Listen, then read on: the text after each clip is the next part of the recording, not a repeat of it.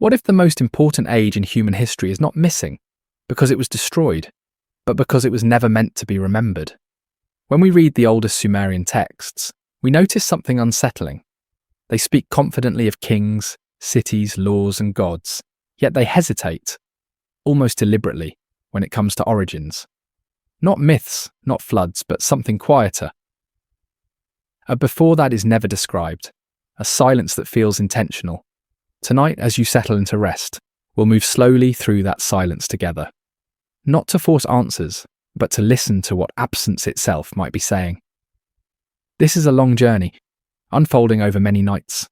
So before you grow too comfortable, take a moment to like the video and subscribe, only if you truly enjoy what I'm creating here. And if you wish, share where you're listening from and what time it is for you right now. Because some histories do not disappear.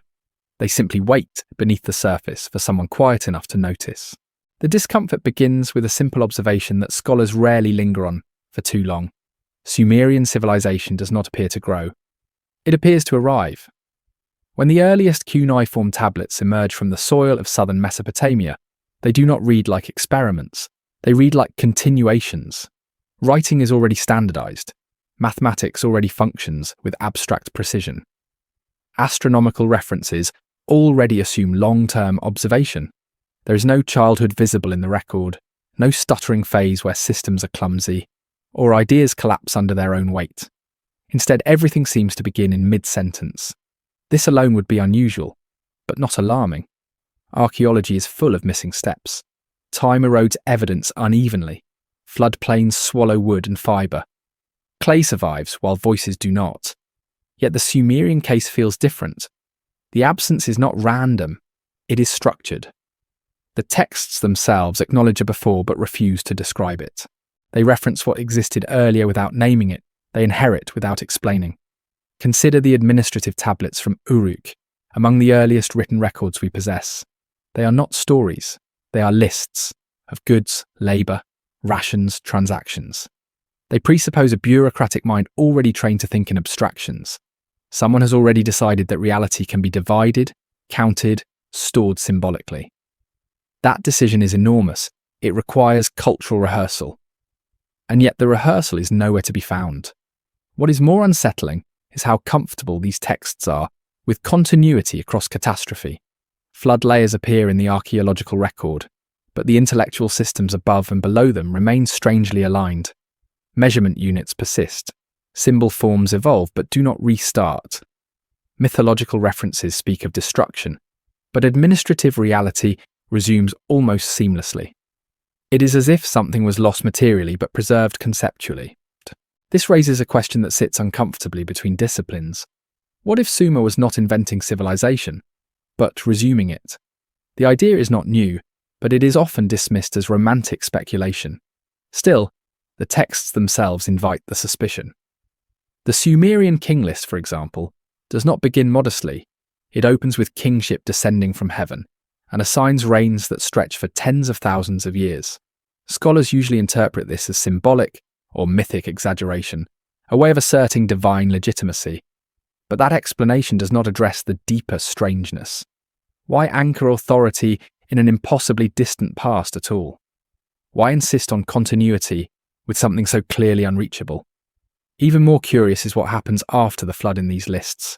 Kingship does not restart from zero, it continues. The reign lengths shrink, but the lineage remains unbroken. The text behaves less like a creation myth and more like a damaged archive, compressed and simplified after a rupture. Compression is a recurring theme in early Sumerian material. Myths are dense, genealogies are abrupt, explanations are replaced by assertions. The gods themselves feel less like personalities and more like placeholders, names that stand in for processes no longer described. Modern readers often assume these gaps reflect primitive thinking, but the internal logic suggests the opposite. The omissions feel deliberate, as though the audience already knew what was being left unsaid. This possibility becomes more troubling when we consider who these texts were written for. Literacy in Sumer was restricted. Scribes were trained within institutional settings, often temple complexes. Writing was not a democratic technology. It was controlled, curated, and taught through repetition of canonical forms. If knowledge was missing from the record, it was missing by choice, not accident. That choice may have been shaped by trauma, a large-scale environmental catastrophe, such as rapid flooding at the end of the last ice age, could erase cities while sparing survivors. Knowledge might persist in fragments, rituals, measurements, cosmological assumptions, while narratives of the previous world become too dangerous or destabilizing to preserve openly. In such a scenario, silence becomes a survival strategy. Yet catastrophe alone does not fully explain the pattern. Natural disasters destroy indiscriminately. They do not selectively preserve abstraction, while erasing explanation. Something else seems to be at work, a cultural decision to draw a line between what can be remembered and what must remain unspoken. This decision is hinted at through language itself. Early Sumerian terms for kingship, order, and cosmic balance often lack etymological roots within the language. They appear as givens, not constructions.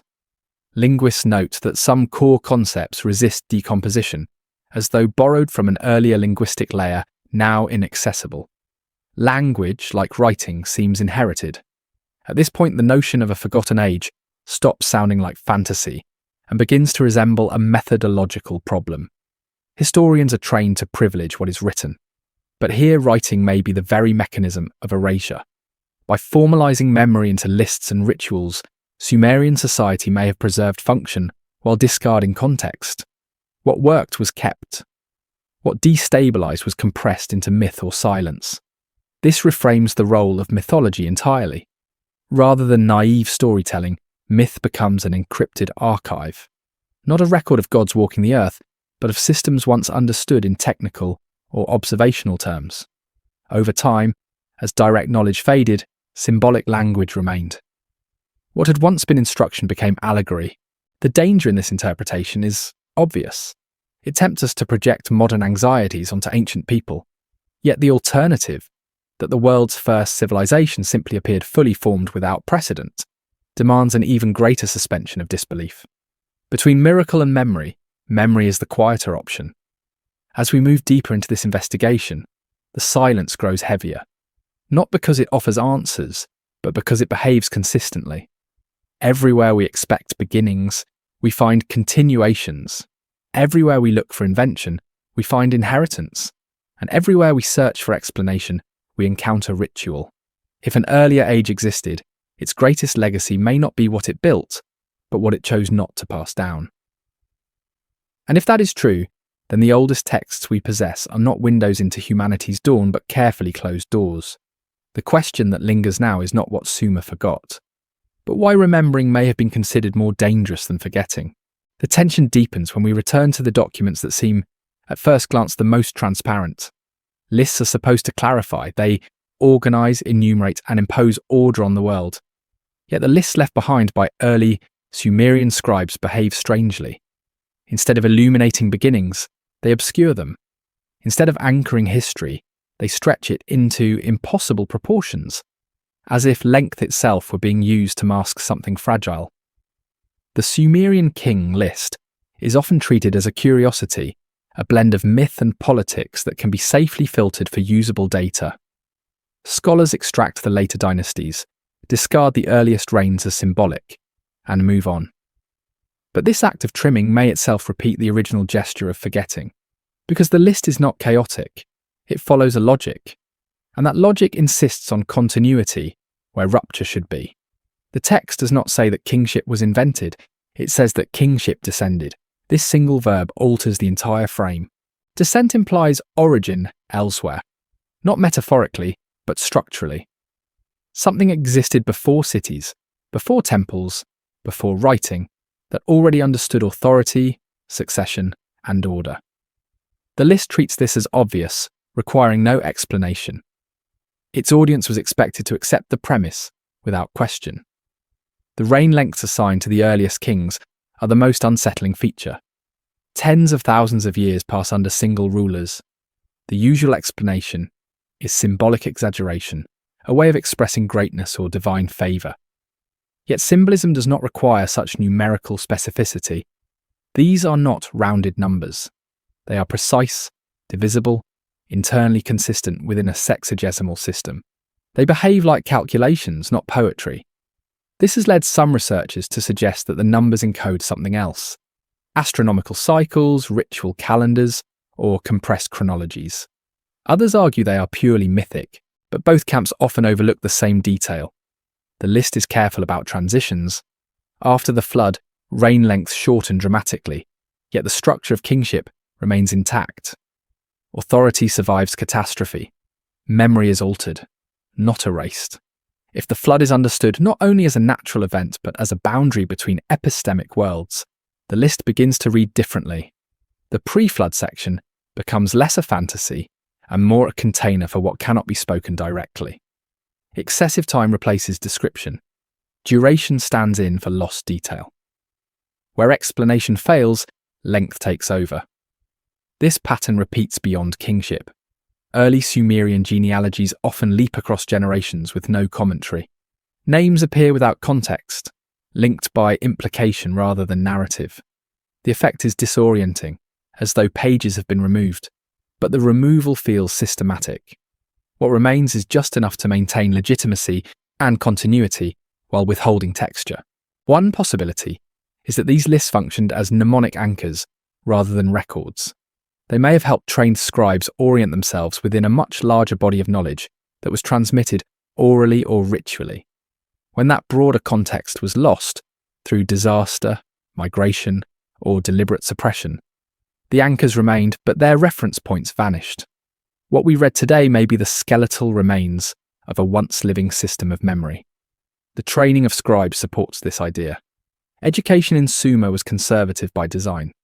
Students copied the same lists, hymns, and lexical texts repeatedly. Innovation was not encouraged. Preservation was the goal. This suggests a culture aware of loss, one that prioritized stability over exploration. Such priorities rarely arise in societies confident about their future. Silence in this context becomes active. It is not the absence of knowledge, but the management of it. Certain things are not explained because explanation itself might unravel social cohesion. If the world had already ended once, then remembering too much about that ending could threaten the fragile order rebuilt afterward. There is also a political dimension. Kingship, when framed as eternal and descending from beyond history, becomes unquestionable. By embedding authority in an unreachable past, rulers insulate themselves from critique. If power has always existed, then resistance becomes unnatural. Forgetting earlier alternatives may be essential to maintaining control. Yet the lists do not feel triumphant.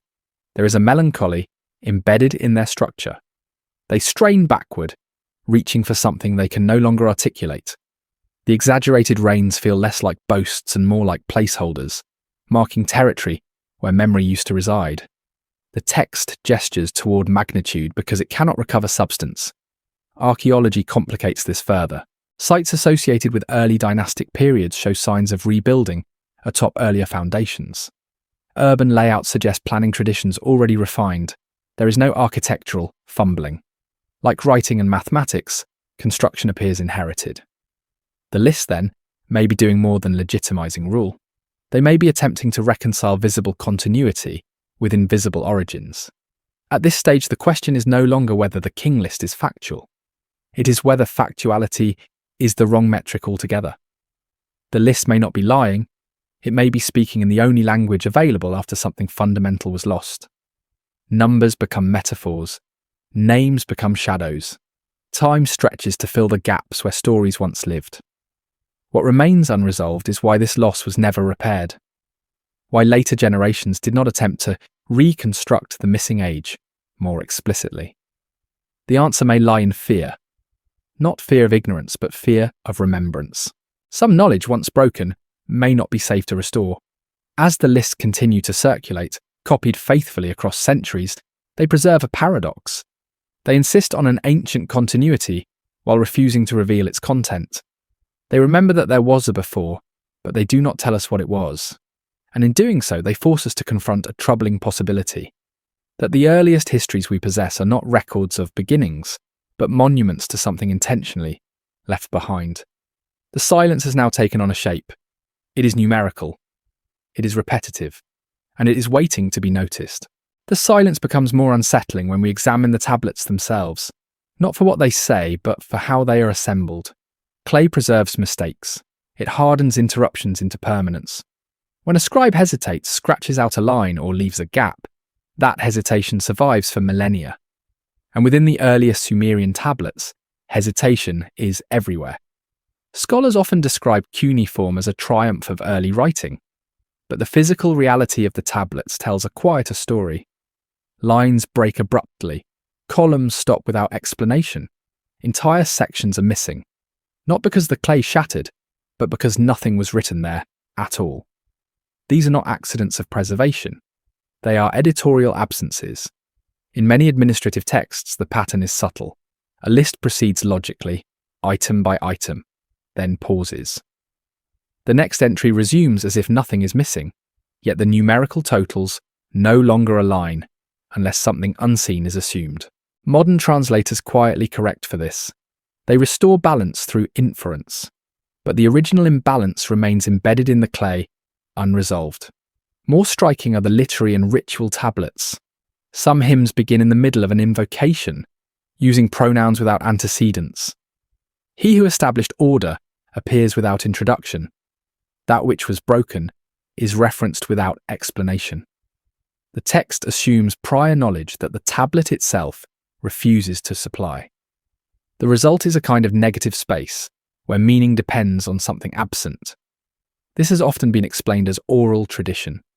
The written text, we are told, merely supplemented a living performance. But this explanation begins to falter when we consider how consistently the gaps appear. They are not random. Certain themes are always abbreviated. Certain transitions are always skipped. The same silences repeat across centuries and across cities. One example lies in the transition narratives surrounding the flood. References appear everywhere, but details do not. We are told that the world was destroyed, that order was restored, that cities were rebuilt. But the mechanics of destruction are never explored. The consequences are smoothed over. There is no lingering on loss, no catalogue of ruins, no attempt to preserve the memory of what failed. The flood functions as a divider, not an event. In some tablets, the division is literal. A horizontal line separates text above from text below, with no explanation of the relationship between them. Above the line, the language is elevated, mythic. Below it, practical and administrative. The boundary is stark, as if the scribe wished to ensure that certain forms of knowledge never bled into others. Myth remains myth. Management resumes. What makes this more troubling is that the scribes were capable of precision when they chose to be. Mathematical tablets demonstrate extraordinary care. Astronomical observations are recorded with consistency. Legal codes are explicit. Silence, then, is not a limitation. It is a selection. The training of scribes reinforces this interpretation. Students learned through copying canonical texts exactly as they were. Deviations were corrected. Additions were discouraged. If a tablet contained a gap, that gap was preserved. Silence became part of the curriculum. Future generations were taught not only what to write, but where not to write. This suggests a boundary within knowledge itself. Certain information may have been considered complete enough to function without explanation. Other information may have been considered too volatile to formalize. Writing fixes meaning. Once something is written, it can be read by those unprepared for it. Silence, by contrast, can be controlled. There is also evidence of deliberate compression. Some tablets combine multiple traditions into a single formulaic line, reducing complex narratives to a few repeated phrases. Over time, this process strips context while preserving structure. What remains is ritualized memory, emptied of detail but heavy with implication. In this light, the editorial seams in the tablets begin to resemble scar tissue. They mark places where continuity was restored after rupture, but without reopening the wound. The culture remembers that something happened, but refuses to dwell on it. The act of writing becomes a way of moving forward without fully looking back. This may explain why Sumerian texts feel so strangely modern and ancient at once. They are modern in their administrative clarity, ancient in their mythic density, and unsettling in their refusal to explain how one became the other. The transition is never narrated, it is simply asserted. Some researchers have suggested that earlier tablets or materials may have existed and were lost. Perishable media like wood or fibre could have carried more detailed records, but this explanation struggles with the consistency of omission. Loss is uneven. Silence here is patterned. Another possibility is that earlier records were intentionally destroyed or rendered obsolete. If a previous order collapsed catastrophically, preserving its detailed memory might have been seen as dangerous. Writing could resurrect ideas that no longer applied, destabilizing the fragile reconstruction of society. In such a case, forgetting would be an act of care. The tablets themselves seem to participate in this act. They remember just enough. They gesture toward continuity while enforcing distance. They speak of origins obliquely, through lists, titles, and divine attributions, but never through narrative explanation. The past is present, but only as a shadow. As readers thousands of years later, we are conditioned to treat gaps as problems to solve. We fill them with speculation, footnotes, and reconstructions. But the original audience may have understood the gaps differently. They may have recognized them as boundaries, not failures, places where silence was doing work that words could not. The cumulative effect of these editorial choices is a historical record that feels both deliberate and incomplete. Not because it lacks information, but because it withholds orientation. We are given tools, systems, and outcomes, but denied access to the formative processes that produce them. At this point in the journey, the silence no longer feels passive. It feels guarded. The tablets do not merely fail to tell us about a forgotten age. They actively prevent us from reconstructing it. And that prevention, repeated across genres and generations, suggests a cultural memory, shaped as much by restraint as by preservation. If something was edited out of history at its very beginning, then the first written words of civilization may already carry the weight of that decision. The clay does not cry out about what it lost. It simply hardens around the absence, waiting for us to notice where the story stops speaking. The earth itself seems to complicate the story just as much as the texts do. When archaeologists dig into the deep layers of southern Mesopotamia, they encounter a recurring disruption. Thick bands of alluvial silt, clean and uniform, cutting through the cultural strata like a held breath. These layers speak of water, sudden, overwhelming, and forceful enough to redraw the landscape. For generations, these deposits have been cited as physical confirmation of a great flood, aligning neatly with the myths preserved in Sumerian literature. At first, the alignment appears reassuring. Myth meets geology, story meets soil. But the comfort fades when we look more closely at what happens on either side of these flood layers. Beneath them, settlements show signs of planning, specialization, and long-term occupation. Above them, the same patterns reappear with surprising speed. Tools return. Administrative practices resume. Sacred spaces are rebuilt in familiar configurations. Civilization does not restart. It reasserts itself. This continuity is difficult to reconcile with total destruction. Floods can devastate populations, but they rarely preserve institutional memory so cleanly. If cities were erased and societies scattered, we would expect disruption in systems of measurement, in architectural conventions, in symbolic language. Instead, we find alignment. The same units, the same orientations, the same assumptions about how the world should be ordered. This has led some scholars to propose that the flood layers represent localized events rather than a single global catastrophe. Rivers overflow, landscapes shift, life adapts. This explanation is reasonable, but it leaves an unresolved tension. The myths do not describe inconvenience. They describe annihilation. The world ends. Humanity is reduced to remnants. Order must be restored from near nothingness. Why would memory exaggerate destruction while material culture minimizes it? One possibility is that the catastrophe was not purely environmental. The flood may mark a moment of reorganization rather than extinction, a collapse of one way of life, followed by the rapid imposition of another. In such a scenario, the soil records water, but the culture records rupture. What was lost may not have been population or technology, but orientation, an understanding of how society related to its past. If that is the case, then the flood becomes a boundary not just in time, but in permission. Before it, certain knowledge existed openly. After it, That knowledge was constrained, filtered, or reclassified. Survival required continuity, but continuity required forgetting. This idea finds quiet support in how flood narratives function within Sumerian texts. They are not investigative. They do not ask how or why the destruction occurred. They accept it as given. The focus is always on restoration, on the re-establishment of order, kingship, and ritual balance. The past is not interrogated. It is sealed. Geology too resists offering closure. Flood layers vary in depth and distribution. Some cities show evidence of severe inundation, others do not. There is no single moment that can be mapped cleanly across the region. Instead, there is a pattern of repeated disturbance. Water comes, recedes, and returns again. Civilization endures through cycles, adapting without rethinking itself. This cyclical disruption may help explain the cultural psychology we glimpse in the texts. If destruction is expected, then preservation becomes selective. You do not record everything. You record what must survive the next collapse. Over time, this logic hardens into tradition. Knowledge becomes modular.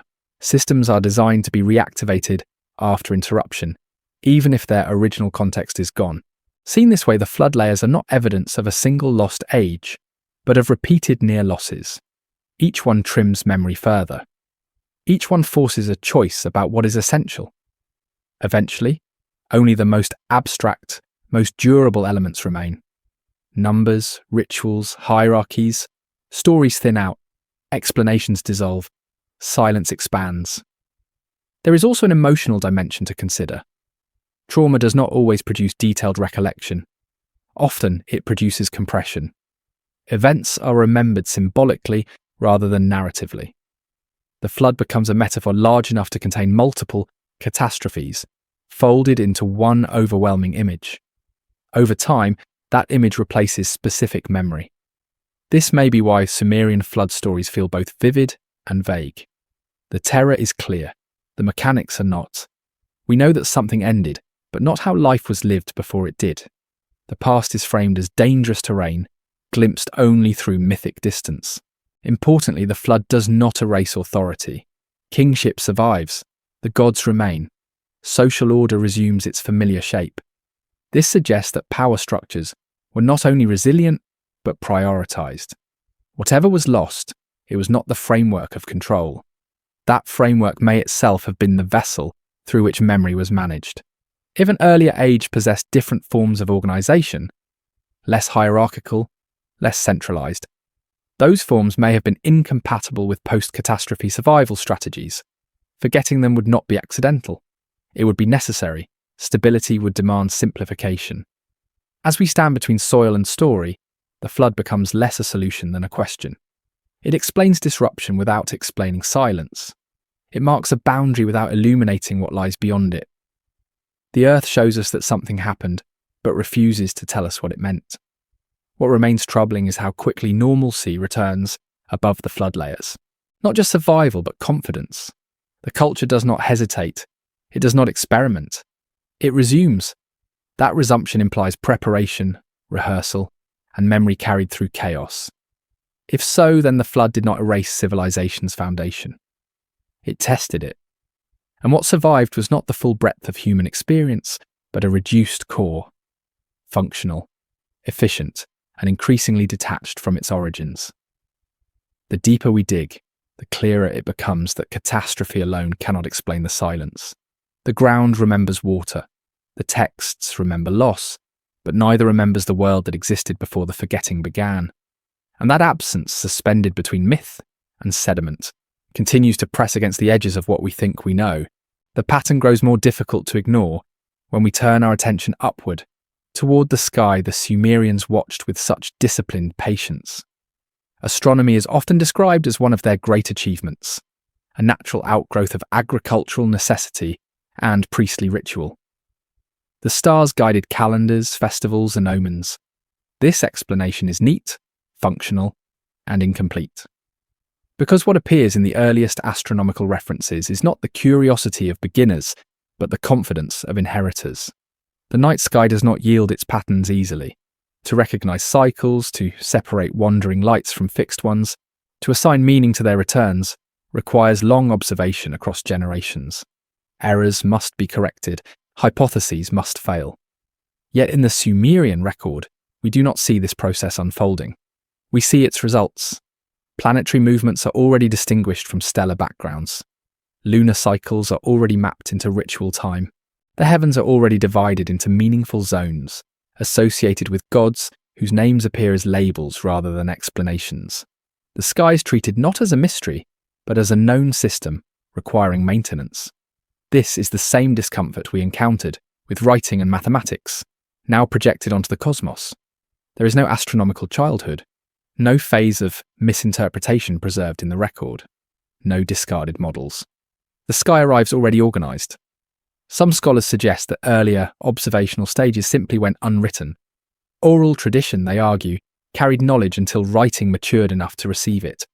But this argument assumes that what was written represents the first attempt to preserve astronomical thought. The evidence suggests otherwise. What was written appears already optimized for transmission, stripped of experimentation and doubt. Astronomical tablets are often terse. They record positions, intervals, correlations. Rarely do they explain why these relationships matter. The logic is assumed. A later reader is expected to understand the significance without being guided through it. This implies a shared conceptual framework that predates the tablet itself. There is also the question of time depth. Some astronomical cycles referenced in later Mesopotamian traditions require observation over centuries to confirm. While the most detailed records come from much later periods, their conceptual foundations appear early. The confidence with which patterns are asserted suggests a long familiarity with the sky, one that may extend beyond the visible horizon of the archaeological record. This raises an unsettling possibility. What if the systematic observation of the heavens did not begin with Sumer, but was inherited from an earlier cultural phase whose material traces are largely gone? In such a case, Sumerian astronomy would not be an origin point, but a continuation under constrained conditions. The sky, after all, is one of the few constants across catastrophic change. Floods reshape land, cities fall, languages shift, but the stars return. They offer continuity when the ground does not. It would make sense for survivors of repeated disruption to anchor memory there. The heavens become a stable archive, immune to erosion. If that was the case, then astronomical knowledge would be among the most carefully preserved forms of inheritance. Not because it was abstract, but because it was reliable. In a world where the earth itself could betray you, the sky remained predictable. This perspective casts the gods in a different light. Celestial deities may not have originated as personifications of fear or wonder, but as mnemonic anchors, names attached to motions, cycles, and positions. Over time, as technical understanding thinned, the names remained, absorbing narrative and personality. What began as reference became reverence. The absence of explanation in the texts supports this. The tablets do not teach astronomy. They invoke it. They assume the listener already knows how to read the sky. The written word functions as reinforcement, not instruction. This is particularly striking in the context of divination. Omens link celestial events to terrestrial outcomes, but rarely explain the mechanism. The connection is asserted, not justified. This suggests a worldview where cosmic order and social order are already integrated, their relationship unquestioned. Such integration is difficult to achieve without long cultural development. It requires trust in patterns, confidence in recurrence. It is not the mindset of a civilization, just learning to look up. Again, we are left with a silence where a story should be. How did these correlations form? Who first noticed them? What errors were made along the way? The record does not say. It does not even hint. It behaves as though the process is irrelevant. This irrelevance may be intentional. If astronomical knowledge was bound to survival, then exposing its origins might weaken its authority. Mystery preserves power. The sky works because it has always worked. To question that is to invite uncertainty. There is also a subtle narrowing over time. As astronomical systems are preserved, they become more rigid. Later traditions formalize what earlier ones imply. What may have once been flexible observation hardens into doctrine. Innovation slows. Reverence replaces curiosity. This hardening mirrors what we see in other domains. Knowledge becomes codified, compressed, and eventually ritualized. The cost of this preservation is loss of context. The benefit is stability. After enough cycles of disruption, stability becomes the highest value. The sky, then, may represent both memory and forgetting. It holds the trace of long observation, but conceals the lives of the observers. It offers pattern without narrative. It reassures without explaining. As we drift further into this forgotten age, the heavens feel less like a source of enlightenment and more like a ceiling. They mark the limits of what was allowed to endure. Below them, human history resets and reorganizes. Above them, continuity remains, indifferent to catastrophe. If the Sumerians inherited their sky, then they also inherited a silence about its origins. And perhaps that silence was the price of survival. Because to remember how deeply humanity once understood the world might have made the present feel unbearably diminished. The stars continue their cycles regardless. They do not ask to be remembered correctly. They only return. And in that return, they carry a memory older than writing, older than cities, waiting patiently above a civilization that chose not to ask how it first learned to watch.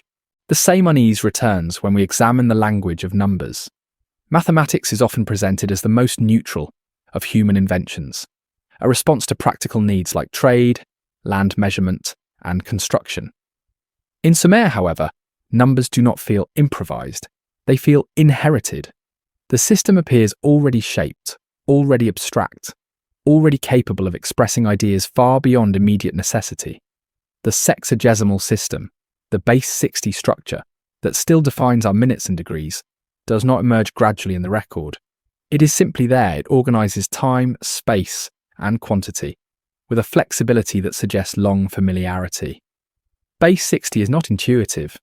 It is powerful precisely because it is divisible in many ways, but such elegance is rarely stumbled upon by accident. It is chosen. What is striking is not just the choice of the system, but the confidence with which it is applied.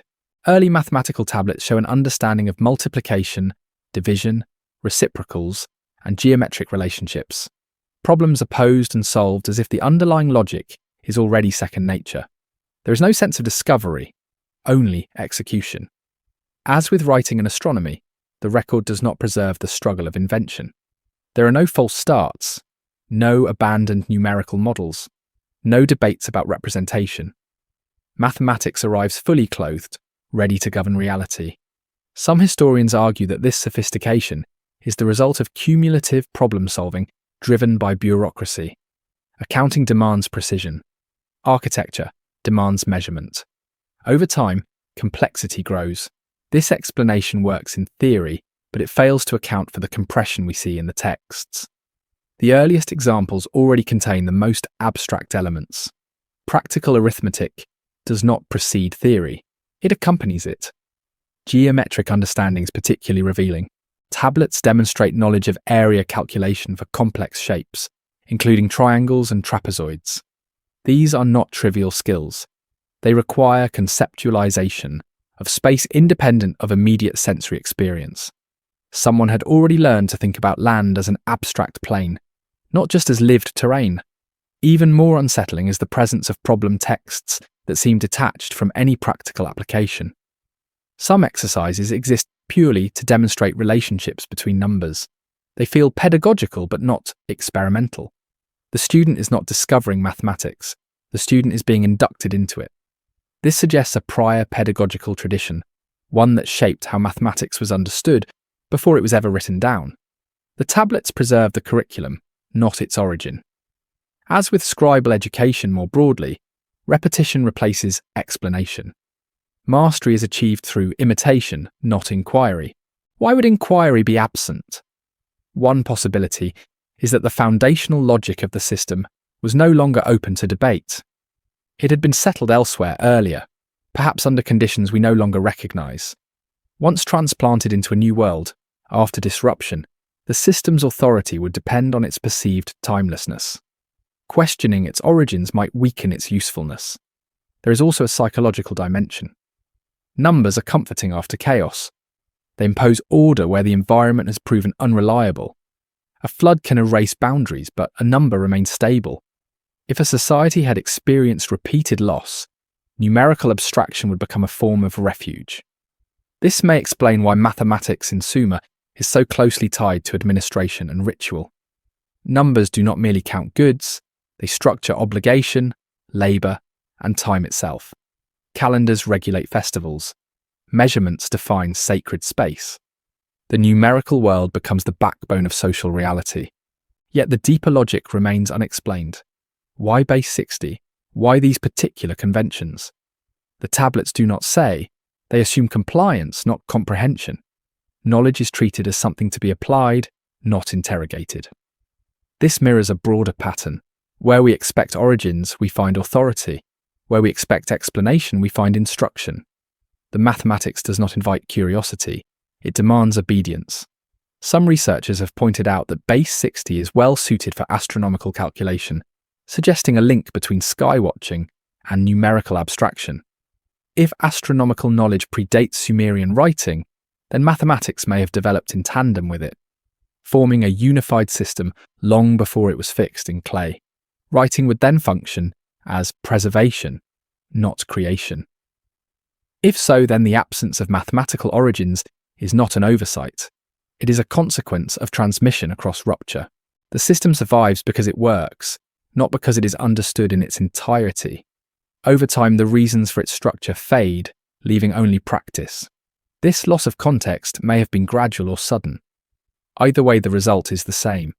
Mathematics becomes a tool detached from its conceptual roots. It governs without explaining itself. It feels ancient even at the moment of its first appearance. There is something quietly unsettling about this. Mathematics is often celebrated as humanity's most transparent language, yet here it functions as a mask. It reveals competence while concealing history. It demonstrates continuity while hiding origin. As we look at these tablets, we are tempted to admire the brilliance of early civilization. And we should. But admiration should not blind us to the strangeness of the record. Brilliance without a visible lineage is not just impressive, it is suspicious. The numbers work, the buildings stand, the calendars align, everything functions. And yet we are never told how this way of thinking came to be. The silence persists, now encoded in equations and ratios instead of myths. Perhaps mathematics was considered too powerful to historicize. To explain its origins might have invited doubt, alternative systems, or philosophical instability. Better to treat it as eternal, descending into human use fully formed, like kingship, like order, like the gods themselves. If that is true, then mathematics is not merely a technical achievement of Sumerian civilization. It is a relic of a forgotten age, carried forward because it was indispensable, but stripped of the story that once gave it meaning. The clay tablets do not mourn this loss. They calculate regardless. But for us, reading them thousands of years later, the absence is palpable. The numbers speak clearly. Their silence about themselves does not. And once again, we are left with a civilization that knows how to do, but refuses to say how it learned. A civilization that counts with confidence, while quietly counting on us not to ask where the numbers first came from. When we finally confront the act of writing itself, the silence sharpens rather than recedes. Writing is often described as humanity's great threshold, the moment when memory steps outside the body and becomes permanent. In Sumer, this threshold does not creak open. It is already crossed. The earliest tablets do not read like experiments in mark-making. They read like the product of a system that already knows what it is doing. Cuneiform does not begin as narrative. It begins as control. Signs represent quantities, commodities, labour, obligation. The world is not described, it is managed. This is striking because writing, when newly invented, tends to overflow with expression. We see this elsewhere. Early alphabets quickly turn toward names, prayers, boasts. In Sumer, writing resists that impulse. It behaves as though expression was secondary, even risky. The signs themselves reinforce this impression. They are standardized early. Variants exist, but the core repertoire stabilizes with unusual speed. This suggests agreement. Collective decisions about meaning that predate the tablets we possess. Someone had already decided what mattered enough to be written, and what did not. It is tempting to imagine a gradual evolution, pictographs becoming abstract, administration slowly expanding. Yet the archaeological sequence compresses this process to an uncomfortable degree. The leap from token-based accounting to full cuneiform is abrupt. Too abrupt. The intermediate stages where debate and confusion would be expected are faint or absent. This has led to a familiar explanation. Perishable media. Early writing, we are told, may have existed on wood, wax, or leather and simply did not survive. But this explanation does not resolve the deeper problem. Even if early materials are lost, the logic of writing should show its seams. It should carry traces of uncertainty. Instead, it carries authority. Authority is evident not only in what is written, but in how it is taught. Scribal schools emphasize copying canonical texts. Creativity is not rewarded. The student learns by repetition, not by invention. Writing is framed as stewardship, not exploration. This is not how new technologies are usually treated. It is how inherited ones are protected. There is also the matter of restriction. Writing in Sumer is not widely accessible. It belongs to institutions, temples, palaces, bureaucracies. Literacy confers power. This suggests an awareness of writing's consequences. Once something is written, it escapes its original context. It can be read by the wrong eyes. Silence, again, becomes a form of control. If writing was inherited from an earlier age, an age that may have collapsed catastrophically, then this caution makes sense. Writing would be both a tool of survival and a potential threat. Preserve what is necessary. Omit what destabilizes. Encode the rest. This perspective reframes the earliest texts. Administrative tablets may not represent the first things Sumerians wanted to write, but the first things they allowed themselves to write.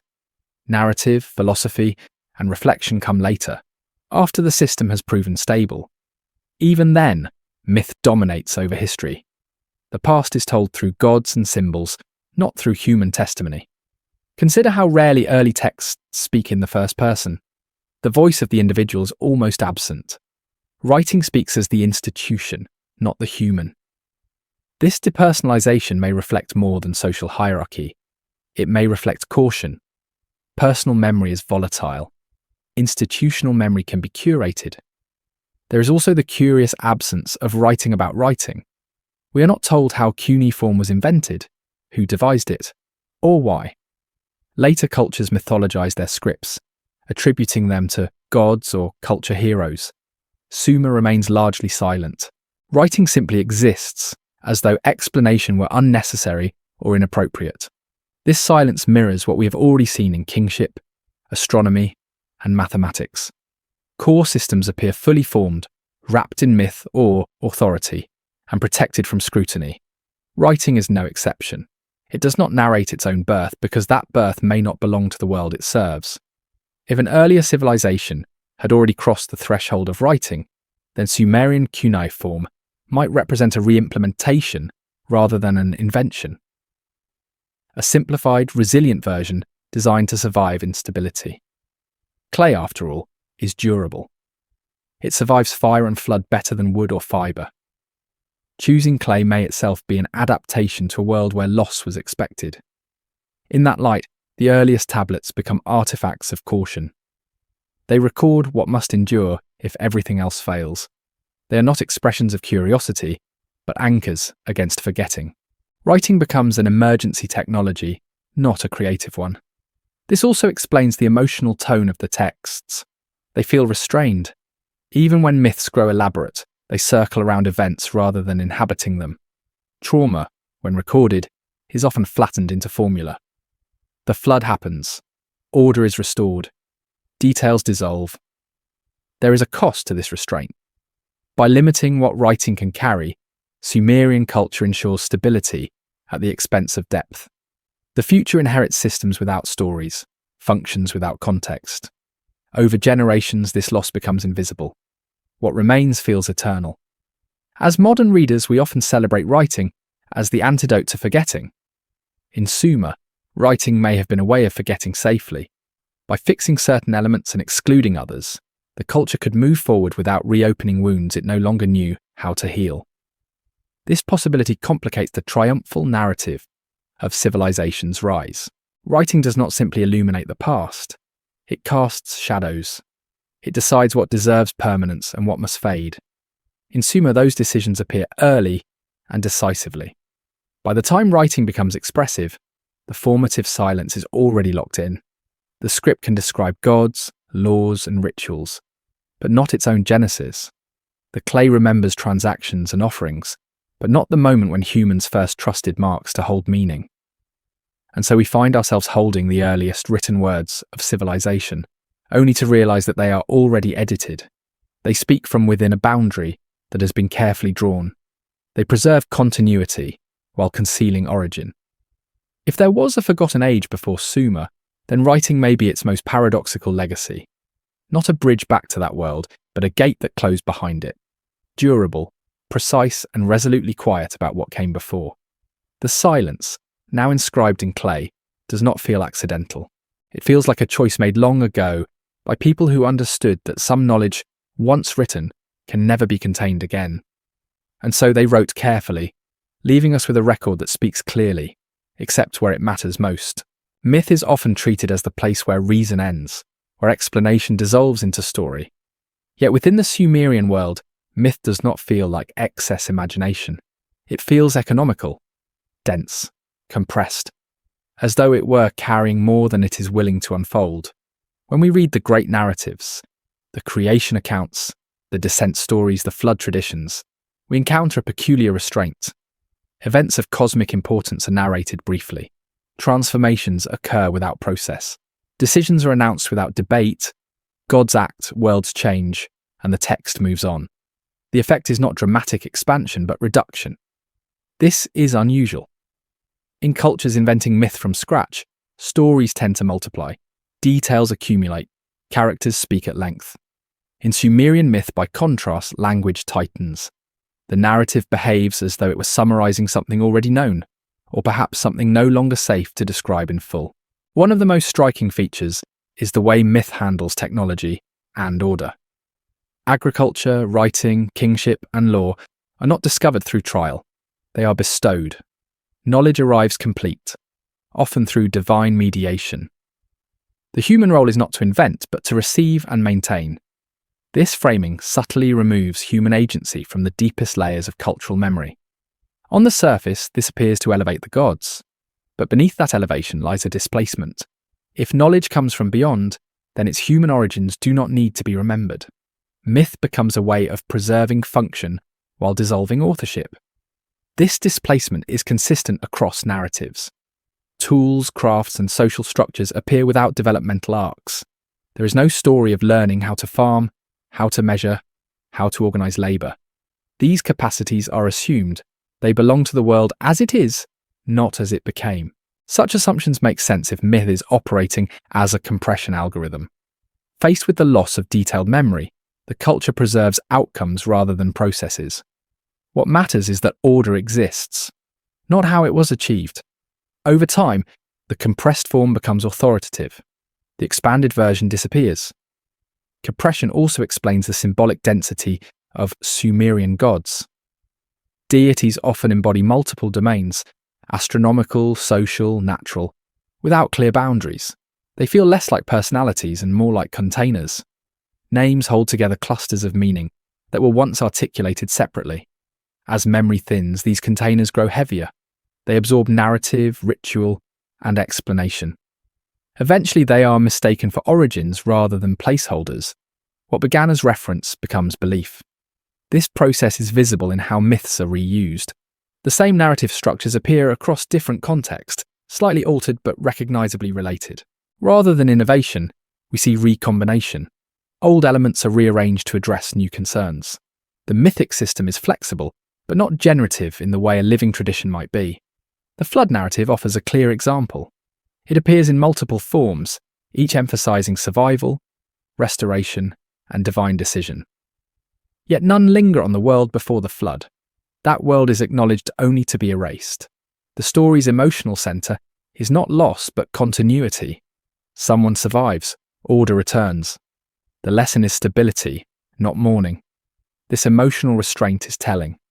Trauma often produces either fixation or avoidance. Here, avoidance dominates. The flood is remembered, but not explored. Its causes are vague, its consequences are quickly resolved. Myth functions as a seal. There is also a striking absence of dissent within these stories. Gods may argue, but outcomes are fixed. Humans rarely challenge the structure of the world. When they do, the challenge is framed as transgression rather than inquiry. Curiosity becomes dangerous. This framing may reflect a cultural memory of catastrophe linked to overreach or misalignment. If an earlier age ended through some form of imbalance, technological, social, or environmental, then myth would serve as a warning, encoded in narrative. Do not pry too deeply. Do not disrupt the given order. Survival depends on restraint. In this light, myth becomes instructional, not through explanation, but through omission. It teaches boundaries by refusing to cross them. It gestures toward depth while denying access. The listener learns what questions not to ask. Modern readers often assume that myth obscures history through fantasy. But here, fantasy may be doing the opposite. It may be protecting history by wrapping it in forms that discourage literal interpretation. The gods act so humans do not have to remember acting. This would explain why Sumerian myth feels simultaneously ancient and incomplete. It carries the weight of long experience without narrating that experience. It feels older than its words. The danger, of course, is misreading compression as invention. Later cultures inherit these myths without knowing what was condensed. They expand them, embellish them, and eventually treat them as imaginative literature. The original function is lost, but traces remain. The myths are oddly uninterested in spectacle. They are efficient. They move quickly from premise to outcome. This efficiency suggests prior familiarity. You do not linger on what everyone already knows, or what no one is allowed to know anymore. As with writing, mathematics, and astronomy, myth in Sumer appears less as a beginning than as a boundary. It marks the edge of permissible memory. Beyond it lies something unnamed, perhaps unnameable. This realization reframes the gods themselves. They are not simply supernatural beings, but guardians of silence. They occupy the spaces where explanation once lived. Their stories point inward, toward absence, rather than outward toward exploration.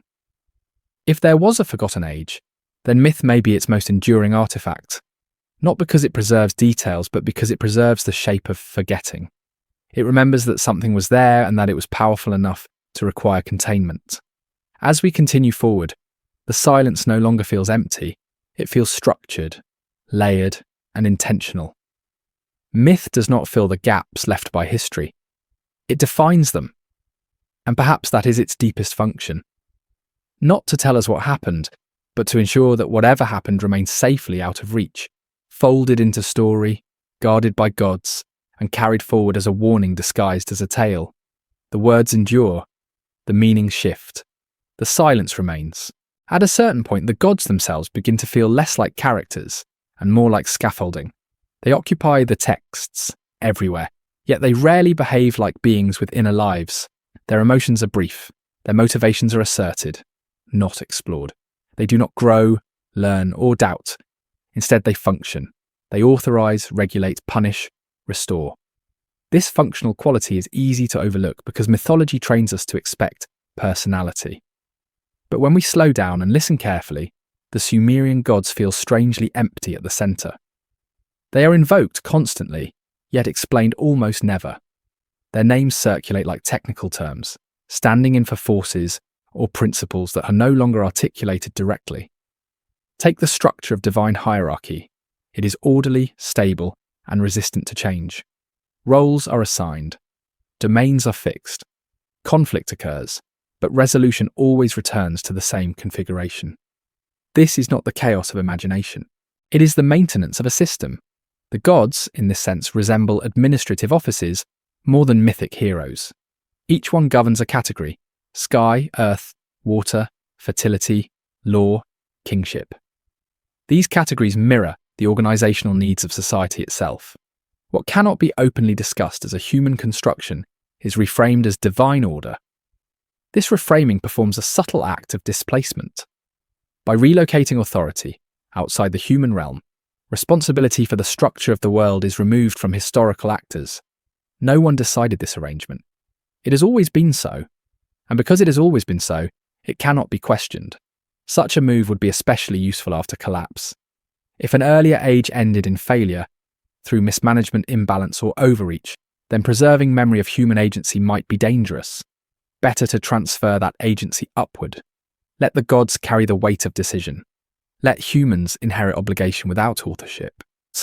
This may explain why the gods rarely create from nothing. They reorganize, they separate, they restore balance. Creation myths feel less like beginnings than resets. Something exists, is disrupted, and is restructured. The language is not of invention, but of repair. Even the act of punishment follows this logic. When humans err, they do not simply suffer, they are corrected. The gods enforce limits. Excess is curtailed. Order is reaffirmed. These narratives read less like moral tales and more like regulatory procedures. The emptiness at the heart of the gods becomes clearer when we notice how interchangeable they sometimes feel. Attributes overlap. Functions blur. Different cities emphasize different deities without altering the underlying structure. This suggests that the gods are not fixed personalities but modular symbols, adaptable to local needs. Over time, as the original reference fade, the symbols harden into beings. Worship fills the void left by understanding. But by order, ritual replaces explanation. What was once known becomes sacred. There is also a striking absence of curiosity directed toward the gods themselves. Humans petition, fear, appease, but rarely ask where the gods came from or why they rule. The cosmology begins with their authority already in place. This lack of origin story is telling. Origins invite questions. Authority resists them. If the gods function as placeholders, then their silence about their own beginnings mirrors the broader cultural silence we have been tracing. They too do not remember, or rather, they remember only in ways that do not threaten the present order.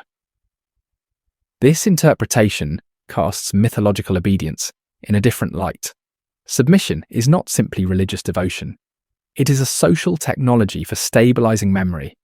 By teaching people to accept the given order as divine, the culture ensures that alternative arrangements, perhaps remembered dimly from before, do not resurface. The gods thus become guardians of forgetting. They stand watch over the boundaries of permissible thought. To question them is to question reality itself. To remember differently is to risk chaos.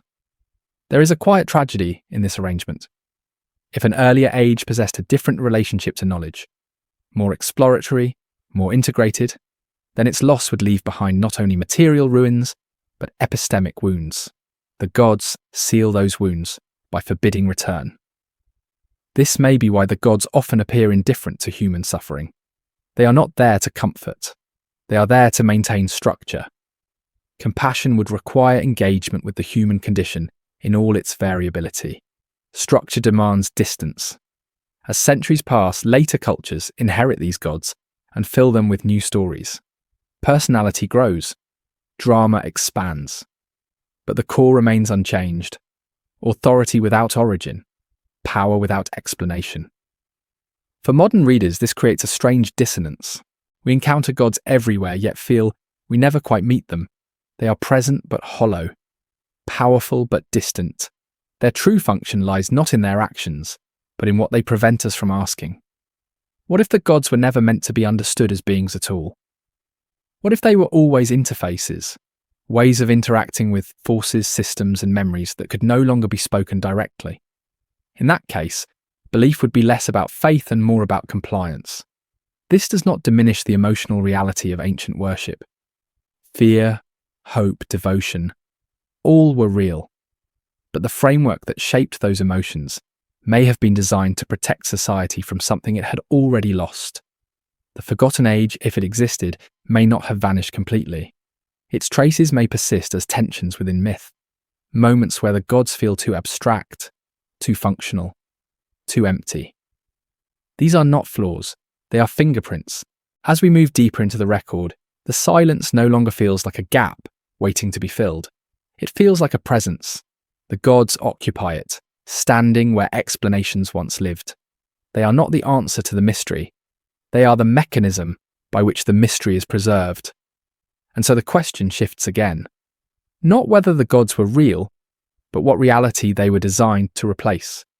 If they stand in for a lost way of understanding the world, then every prayer, every ritual, every myth is also an act of forgetting. The gods endure. The systems they guard endure. But whatever they were built upon remains buried. Not under the earth this time, but beneath the layers of reverence. The silence has learned how to speak through divine names, and as long as those names are spoken, the deeper memory they conceal remains safely unreachable, held in place by beings who were never meant to remember their own beginnings. By now, forgetting no longer appears accidental. It begins to look like a strategy, one refined over generations, shaped by necessity rather than negligence. Civilization, in this light, does not simply accumulate memory, it curates it. And in moments of rupture, curation becomes survival. The Sumerian records suggest a society deeply aware of fragility. Floods recur, cities rise and fall, dynasties fracture. Against this instability, knowledge must be made resilient. Not expansive, not exploratory, but durable. The safest form of knowledge is that which can be repeated without explanation, restored without debate, and enforced without memory of alternatives. This may be why the most enduring Sumerian systems, kingship, writing, mathematics, astronomy, ritual, share a common feature. They function without requiring understanding of their origins. One does not need to know where the calendar came from to follow it. One does not need to know why kings rule to obey them. Forgetting becomes an architectural principle. From this perspective, the silence surrounding earlier ages is not a failure of record keeping. It is the outcome of a deliberate narrowing. After enough disruption, cultures stop asking how things began and focus instead on how to keep them going. Origins become liabilities. They invite comparison. They suggest contingency. They imply that what exists could be otherwise. For a society rebuilding itself, such implications are dangerous. The idea of a civilizational reset is uncomfortable because it challenges linear progress. We prefer to imagine a steady ascent from simplicity to complexity. But the Sumerian evidence points towards something more cyclical. Knowledge accumulates, collapses, condenses, and re-emerges in hardened form.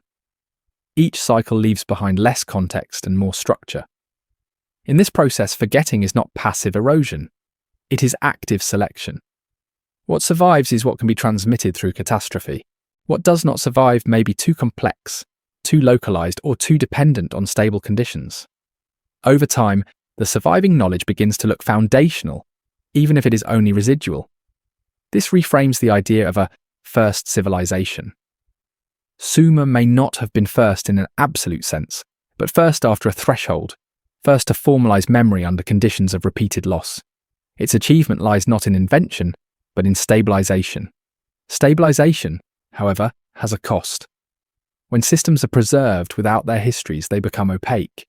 They demand obedience rather than understanding. Innovation slows. Change becomes threatening. The culture learns to repeat itself because repetition has proven safer than reinvention. There are hints of this anxiety throughout the texts. Change is often framed as disruption. Novelty appears as divine displeasure. Stability is equated with cosmic balance. The moral universe rewards maintenance, not experimentation. This worldview would make sense in a society haunted by collapse. If the past holds evidence of failure, then the future must be constrained. Progress becomes less important than continuity. The goal's not to advance, but to endure. In such a context, forgetting is not amnesia, it is discipline. Memory is trimmed to prevent excess. Questions are narrowed to prevent destabilization. Curiosity is redirected into ritual, where it can be expressed safely without challenging structure. This discipline may explain why Sumerian texts feel emotionally restrained. Even grief is regulated. Loss is acknowledged, but rarely explored. The flood happens. The city falls. Order is restored. The narrative moves on. To linger would be to reopen wounds that threaten cohesion. Over time, this pattern becomes normalized. What was once an emergency response becomes tradition. Children are trained into systems whose origins no one remembers. Scribes copy tablets whose silences they do not question. The culture forgets that it has forgotten. At this stage, the forgotten age becomes unreachable not because evidence is gone, but because the conceptual tools to recognize it have been dismantled. The questions that would lead back to it are no longer permitted. Even imagining an alternative past feels transgressive. This may be the most unsettling realization yet. Forgetting does not simply erase knowledge, it reshapes identity. A society that forgets its prior complexity may come to believe that its current form is the only one possible. Constraint becomes nature. The Sumerian gods, kings, and rituals then function not just as institutions, but as memory locks. They prevent access to deeper layers of history by insisting that order is eternal.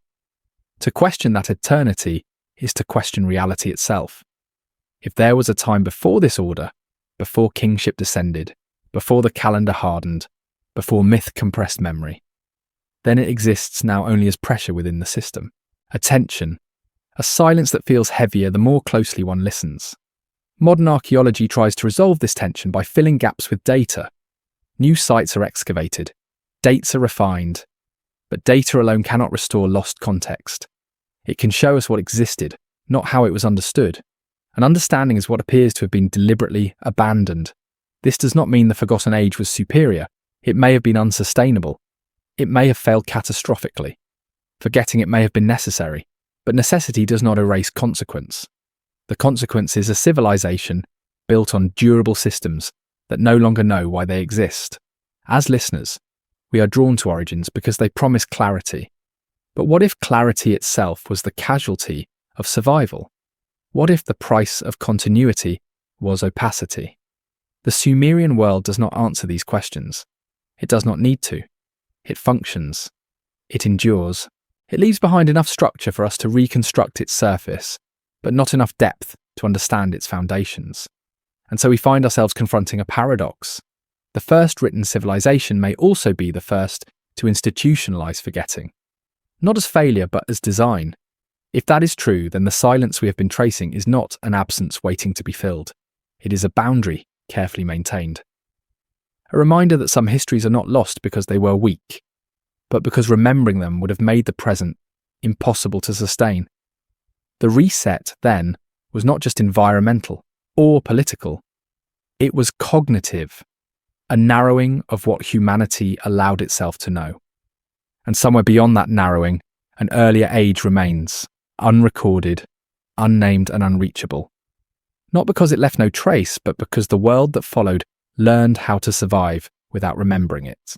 Once the possibility of intentional forgetting is allowed, the Sumerian case begins to echo far beyond Mesopotamia. The silence is no longer isolated.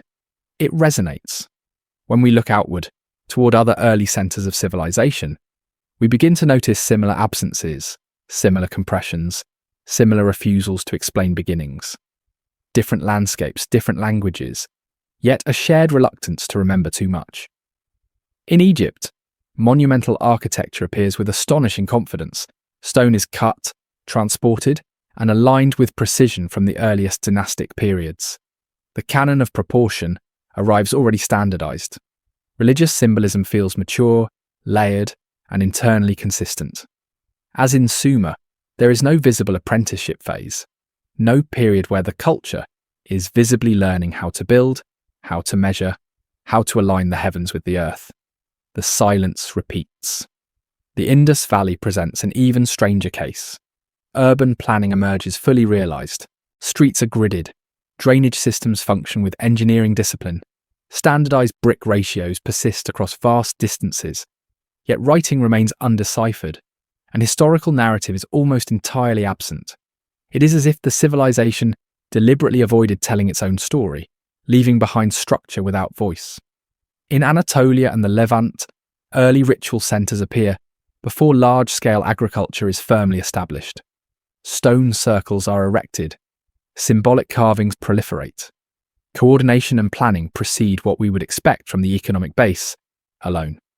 Again, the sequence feels inverted. Meaning comes before explanation. These parallels do not prove a shared forgotten civilization. That would be an overreach. But they do suggest a shared condition, the emergence of complex systems without transparent origin stories. Across regions, the first visible layers of civilization appear already shaped, already constrained, already cautious. What links these cases is not technology, but posture, a cultural stance toward the past that prioritizes stability over recollection. The earliest records do not ask, "How did we get here?" They assert, "This is how things are." The origin question is bypassed. This bypass may reflect a broader pattern of post-disruption societies, when memory becomes dangerous, when remembering too much destabilizes social order. Cultures learn to orient themselves around function rather than narrative. They preserve what works and ritualize it. Everything else fades. If this is true, then Sumer is not unique. It is simply the clearest example because it wrote earliest and wrote cautiously. Writing freezes the pattern. It makes the silence visible. This perspective also reframes comparative mythology. Similar flood stories appear across cultures, similar themes of divine descent, lost ages, and restored order recur. These are often treated as imaginative coincidences or psychological archetypes, but they may also reflect shared experiences of rupture, different in detail, similar in consequence. In many traditions, a golden age precedes the present world. That age ends through catastrophe or moral failure. The current age is diminished, constrained, governed by law rather than harmony. These stories do not celebrate the present, they tolerate it. The past is remembered as fuller, but unreachable. What is striking is how rarely these traditions attempt to reconstruct that earlier world in detail. The Golden Age remains vague, its technologies are undefined, its social arrangements are idealized but not described. Again, compression. Again, restraint. This restraint may point to a psychological limit. Trauma resists articulation. Large-scale disruption leaves memory fragmented. Over time, fragments harden into symbols. The symbol becomes safer than the story. Myth replaces history, not because imagination takes over, but because direct recollection is no longer possible. Returning to Sumer with this in mind, the silence feels less like an anomaly and more like a symptom. The earliest civilization we can read may already be living in the aftermath of something it cannot fully process. Writing does not record the wound, it builds around it. This may explain why Sumerian culture appears so intensely administrative. Lists, measurements, hierarchies. These are tools of control. They allow a society to function, even when meaning is unstable. They provide predictability when memory cannot be trusted. Across regions, the same impulse appears. Early states invest heavily in standardization, units of measure, canonical forms, fixed rituals. Diversity narrows. Variation becomes suspicious. The world must be made legible and repeatable. Legibility, however, comes at the cost of depth. When systems are designed to survive disruption, they sacrifice nuance. They carry only what can be reconstructed quickly. Context is shed, history thins. This thinning may be why the earliest civilizations feel both impressive and oddly hollow. They achieve extraordinary feats, yet say so little about how or why. They act as though explanation itself were expendable. Modern scholarship often treats this as a limitation of early thought. But what if it is a consequence of experience? What if these cultures knew too well how fragile explanation can be? If multiple regions underwent similar resets, triggered by climate shifts, sea level rise, or cascading ecological stress, then the shared silence begins to make sense. Not as evidence of a single lost civilization, but as evidence of a shared human response to collapse. The response is not despair. It is discipline. Forgetting becomes a technology. Memory is shaped to serve endurance. This does not mean all early knowledge was erased. On the contrary, what survives is highly sophisticated. But it is sophistication stripped of autobiography. The systems know how to operate. They do not remember how they came to be. As listeners, this realization pulls us into an uncomfortable position. We are trained to equate knowledge with accumulation, history with recovery. But here, survival may have required subtraction. The past was not built upon, it was pruned. If so, then archaeology will always encounter a limit. Beneath the earliest layers of civilization, there may be no clear narrative to recover, only traces of systems designed to function without memory. This does not make the forgotten age less real. it makes it less accessible. Its absence is not a gap to be filled, but a consequence to be understood. As the silence spreads across cultures, it becomes harder to dismiss as coincidence. The pattern suggests that early civilization may not mark humanity's awakening, but its narrowing, a turning away from a past that was too complex, too dangerous, or too painful to carry forward intact. And so the question shifts once again. Not whether there was a forgotten age, but whether forgetting it was the price humanity paid to continue at all. The earliest civilizations may stand not at the dawn of memory, but at the edge of what could be remembered without breaking.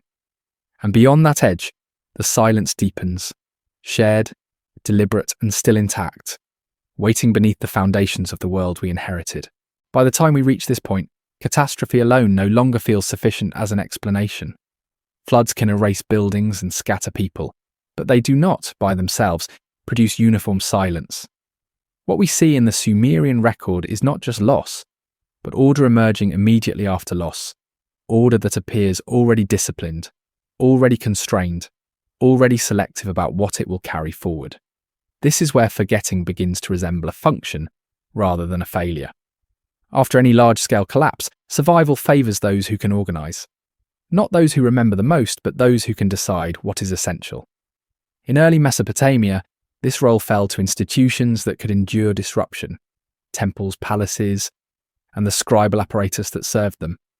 These institutions did more than manage resources. They managed memory.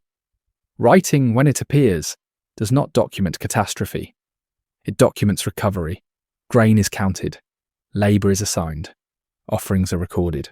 The written record opens not with reflection, but with control. This is not an oversight. It is a priority. Administration does not ask how the world came to be. It asks how the world is to function tomorrow. Once this logic takes hold, memory begins to reorganize itself around utility. Knowledge that stabilizes society is preserved. Knowledge that complicates authority, invites comparison, or reopens old fractures becomes expendable. Over time, the distinction hardens. What remains feels ancient and unquestionable. What disappears becomes unimaginable. This process does not require deception. It requires alignment. Scribes are trained to copy what already exists. Priests repeat rituals, because repetition maintains order. Kings legitimize themselves by anchoring power in an unreachable past. No one needs to suppress memory actively. It simply stops being transmitted. The result is a historical record that feels complete but oddly shallow. Systems function flawlessly, yet their origins are opaque. Kingship exists without debate. Calendars regulate time without explanation. Mathematical conventions are applied without context. Everything works, and that very functionality discourages inquiry. In this environment, history itself becomes dangerous. To ask how something began is to imply that it could have begun differently. To remember alternatives is to threaten continuity. Stability depends on the illusion of inevitability. This may explain why Sumerian texts rarely frame events as choices. Decisions are attributed to gods. Laws descend. Order is restored, not constructed. Human agency recedes into the background. Responsibility is transferred upward and outward, away from historical actors. Over generations, this displacement becomes total. The culture no longer remembers that it ever chose this arrangement. The present order becomes the only conceivable one. At this stage, forgetting is no longer reactive. It is generative. It shapes identity. A society that forgets its own experimental past becomes cautious, conservative, and deeply invested in preservation. Innovation narrows. Variation becomes suspect. Ritual replaces reflection. The echoes of this can be felt in the emotional tone of the texts. Even when destruction is acknowledged, it is quickly contained. The flood happens. Cities fall. But grief does not linger. Mourning is brief. Restoration takes precedence. The narrative moves forward without looking back. This is not emotional emptiness. It is emotional discipline. To dwell on loss would be to risk destabilization.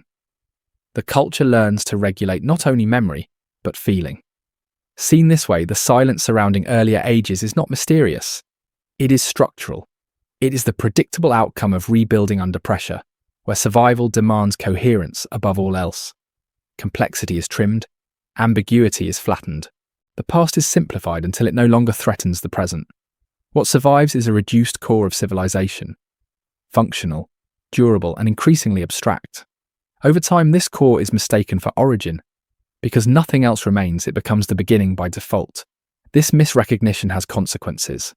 Once the reduced form is treated as foundational, curiosity about deeper layers fades. The questions that might lead back to a forgotten age are no longer available. Not because answers are hidden, but because the language to ask them has disappeared. Archaeology, thousands of years later, encounters this limit. We uncover tools, buildings, systems. We reconstruct how they worked. But we cannot recover the decisions that shaped what was allowed to survive. The administrative filter has already done its work. This is why the forgotten age feels both present and unreachable. Its traces are embedded everywhere, in inherited systems, in compressed myths, in unexplained conventions. Yet it cannot be reconstructed as a narrative. It was not preserved as one.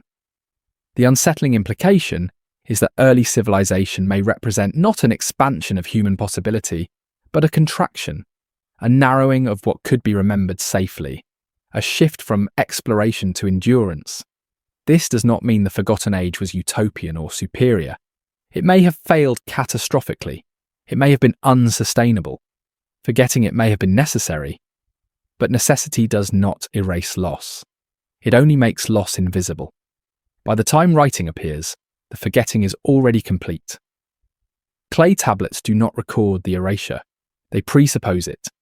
They speak from within a world that has accepted its boundaries. At this point, the silence no longer feels like a puzzle to be solved. It feels like a condition to be recognized, a consequence of survival strategies that favored order over memory, function over meaning.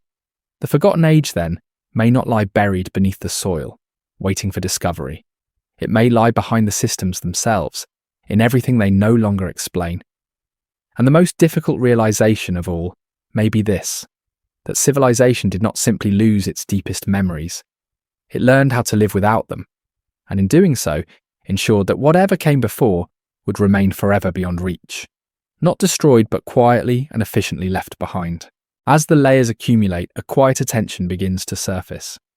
One that does not belong to catastrophe, administration, or myth alone, but to the people who stood between them. The scribes, the priests, the custodians of continuity. If forgetting became structural, it was enacted by human hands trained to preserve without questioning. Sumerian scribes occupy a peculiar position in history. They are neither rulers nor labourers, neither gods nor kings. They are intermediaries. Their task is not to create knowledge, but to stabilise it. They copy, standardise, and transmit. Their authority lies not in innovation, but in accuracy. A single misplaced wedge can alter meaning. Precision becomes morality. This moralisation of accuracy has consequences. When repetition is virtuous, deviation becomes suspect. The act of copying is elevated above the act of composing. Over time, the scribe's identity fuses with the text itself. The tablet speaks, the hand disappears. There are almost no personal reflections preserved from scribes. No diaries, no doubts, no confessions of uncertainty. We know they existed, that they trained for years, that they formed an elite class. Yet their inner lives remain invisible. They are present everywhere, but heard nowhere. This absence is not accidental. Scribes were taught to efface themselves. The authority of the text depended on the disappearance of the author. To insert oneself into the record would be to destabilize it. The past must appear fixed, not mediated. Priests too operated within this logic. Rituals were repeated exactly. Deviations were dangerous. The gods demanded consistency. Sacred words lost power if altered. Memory was not a space for exploration, but for maintenance. Together, scribes and priests formed a system that could carry civilization through instability. They ensured that calendars aligned, offerings were counted, omens interpreted correctly. In a world threatened by disorder, their role was essential. But essential roles come with costs. By privileging continuity over inquiry, these custodians gradually sealed off access to deeper memory. They did not erase the past deliberately. They simply did not transmit questions about it. Over generations, the absence of questioning became normal. Silence turned into tradition.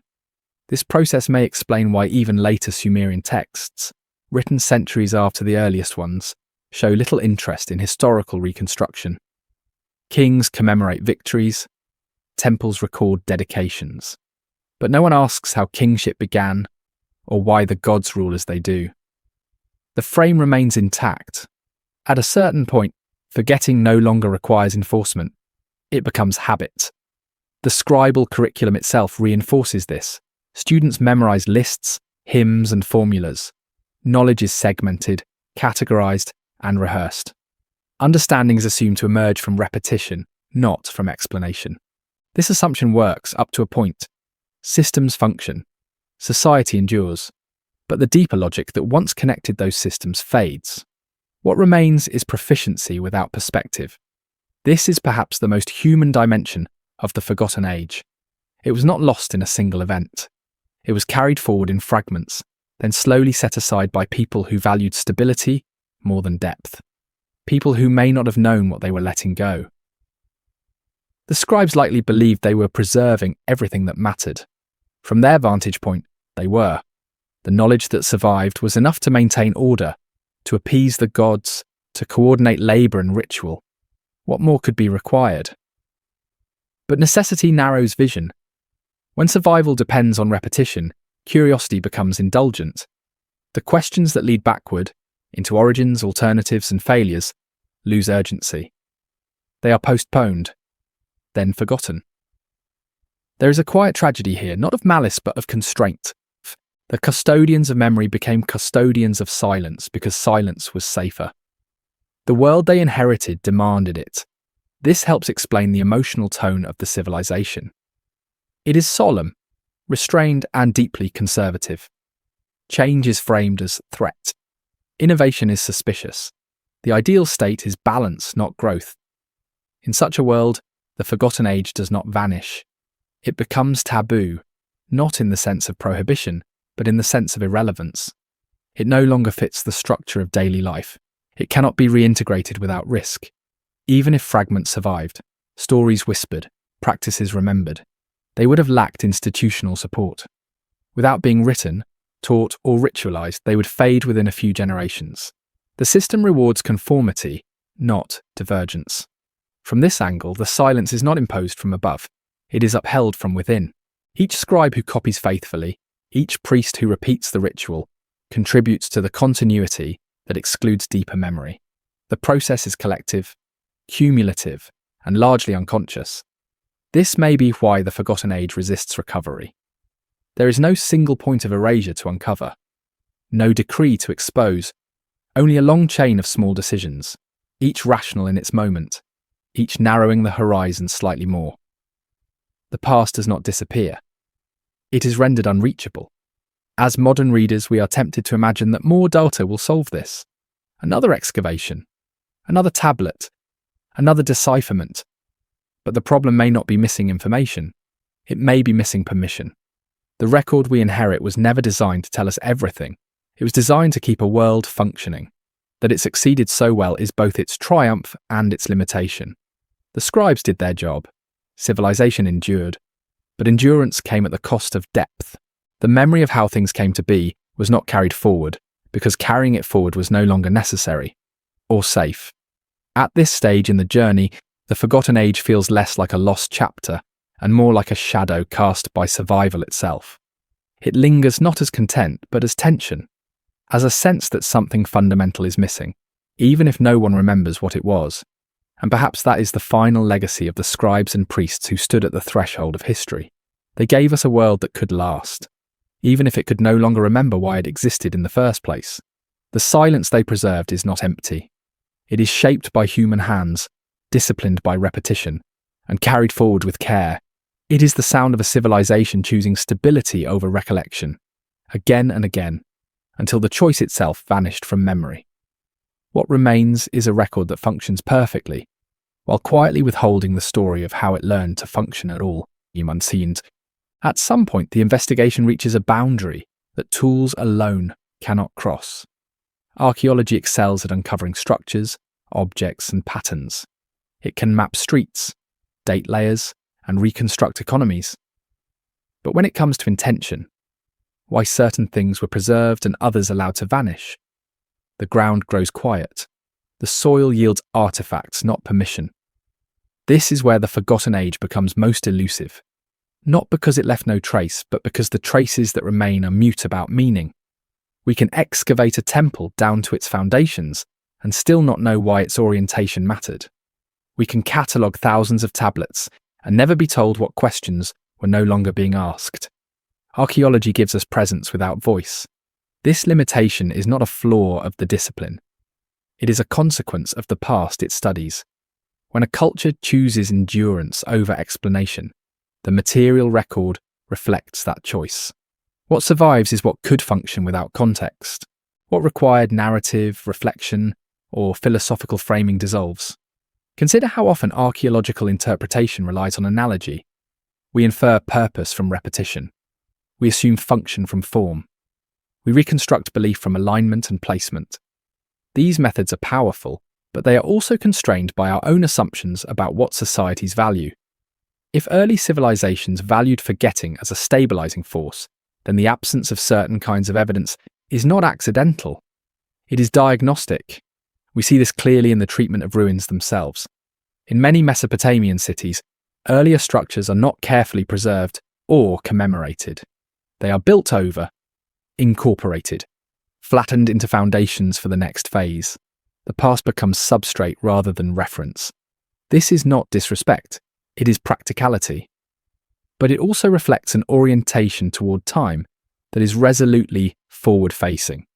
What matters is not what once stood here, but what can stand here now. This orientation complicates our search for a forgotten age. We expect dramatic remnants, collapsed monuments, abandoned technologies, anomalous artifacts. Instead, we find continuity. The new world absorbs the old without commentary. The rupture is visible only in subtle shifts in what stops being elaborated. There is also the issue of scale. Archaeology operates at human scales, houses, tools, settlements.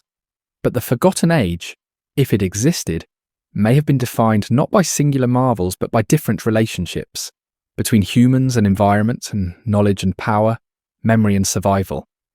Such relationships leave faint material traces. This is why the silence feels so pervasive. It is not localized to a site or a layer. It permeates the entire record. Everywhere we look, we find systems that work and stories that do not explain themselves. Even when anomalies appear, out-of-place sophistication, abrupt standardization, unexplained continuity, they are often smoothed over by methodological caution. Extraordinary interpretations are avoided. Safer explanations are preferred. This is not intellectual cowardice. It is disciplinary discipline. But discipline, too, has limits. At some point, restraint becomes a form of blindness. The forgotten age challenges archaeology not because it demands speculation, but because it exposes the assumptions underlying what counts as evidence. We are trained to trust what can be measured, catalogued, and dated. But forgetting operates through absence, selection, and normalization. Its evidence is indirect. This indirectness creates discomfort. It suggests that the most important historical processes may leave the least obvious traces, that survival strategies can erase as much as catastrophes. That continuity can be more deceptive than collapse. As researchers, we are inclined to treat the earliest visible layers of civilization as beginnings. They feel solid. They feel explanatory. But solidity can be misleading. What feels foundational may be residual. This realization reframes the very idea of progress. If early civilization represents a narrowing rather than an opening, then archaeology is not uncovering origins, but endpoints of prior processes. We are seeing what remained after something larger was reduced. This does not mean that archaeology fails us. It means that it tells a different story than the one we often want to hear. A story not of heroic invention, but of careful preservation, under constraint. The forgotten age, then, may not be recoverable through deeper excavation. Digging further down may only reveal more of the same, structures built atop structures, systems reasserted after disruption. The silence does not end at bedrock. It begins above it. This is perhaps why the question persists, despite decades of research. Each new discovery adds detail but not depth.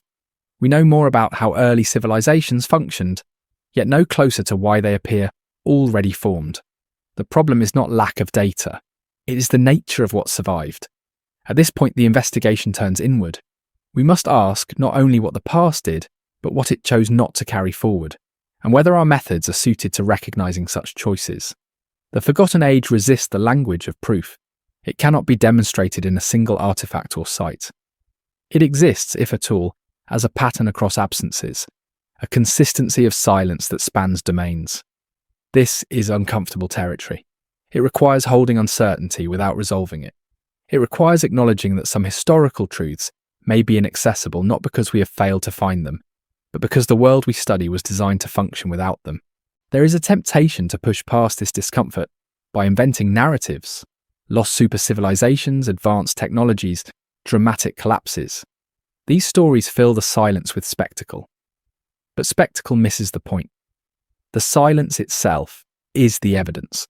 What we are encountering is not a missing chapter, but a missing mode of remembering, a way of carrying knowledge that did not survive the transition into durable civilization. If that is the case, then archaeology is doing its job perfectly. It shows us exactly what was allowed to endure. The question is whether we are willing to accept what that endurance implies. The Forgotten Age may never be named, mapped, or dated. It may not exist as a coherent civilization at all. It may have been a constellation of practices, understandings, and relationships that proved too fragile for a world shaped by repeated disruption. What remains of it is not found in ruins, but in tension, in the unease we feel when origins are missing, in the suspicion that something fundamental preceded what we call the beginning. As we approach the end of this journey, the silence has changed character. It no longer feels like a void waiting to be filled. It feels like a boundary that has always been there, one that archaeology can approach, but not cross. And perhaps that is the final lesson of the ground beneath Sumer, that history does not always hide its secrets underground. Sometimes it builds a world so functional that the questions themselves quietly disappear, leaving us to excavate not answers, but the shape of forgetting itself. As the journey nears its end, the silence begins to feel less historical and more ethical. The question is no longer only what was forgotten, or how, but whether forgetting itself carries responsibility. If an earlier age existed and was deliberately left behind, then the act of forgetting was not neutral. It shaped the moral landscape of everything that followed. Sumerian civilization presents itself as orderly, restrained, and carefully bounded. Laws are codified. Roles are fixed. Ritual governs emotion. This order has often been admired as humanity's first great step towards civilization. Yet beneath that admiration lies a discomfort. Order built on forgetting is not the same as order built on understanding. The ethical tension appears in how authority is justified. Kings rule because kingship is ancient. Laws bind because law descends from beyond human origin. The gods decide because decision has been removed from human hands. In this world, accountability is diffuse. Responsibility flows upward into myth and disappears. This diffusion may have been necessary. A society emerging from repeated collapse cannot afford constant questioning. Stability demands trust in structures that appear timeless. But when structures are treated as eternal, they also become immune to critique. Harm can be normalized. Injustice can be ritualized. There are subtle traces of this in the texts. Punishments are severe. Social hierarchies are rigid. Slavery is administratively mundane. Suffering is managed, not interrogated. The system functions, but it does not reflect on its own consequences. This raises an unsettling possibility. What if the Forgotten Age contained ethical frameworks that were lost along with its other complexities? What if remembering differently might have allowed for alternative forms of social organization? Less rigid, less punitive, less dependent on divine justification? We cannot know, and that uncertainty is itself the ethical residue of forgetting. When memory narrows, so does imagination. A society that cannot remember alternatives struggles to conceive of them. What exists becomes what must exist. The past is no longer a resource for reflection, but a constraint. This narrowing is evident in how change is framed. Innovation is rare and cautious. Deviations from tradition are dangerous. Even the gods resist novelty. Order must be preserved, not improved. The future is managed, not envisioned. Such a worldview carries moral weight. It prioritizes endurance over possibility. It values survival over flourishing. These priorities are understandable in context, but they also harden into norms that outlive the crisis that produced them. By the time Sumerian civilization reaches maturity, the forgotten age is no longer a memory. It is a condition. The culture does not grieve it. It does not seek it. It lives as though it never existed. And yet traces of unease persist.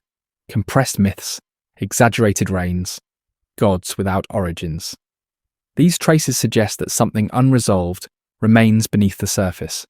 Not a secret waiting to be uncovered, but a tension waiting to be acknowledged. Forgetting may have been necessary, but it was not without cost. For us listening across millennia, the ethical question turns inward. How do we relate to a past that was intentionally narrowed?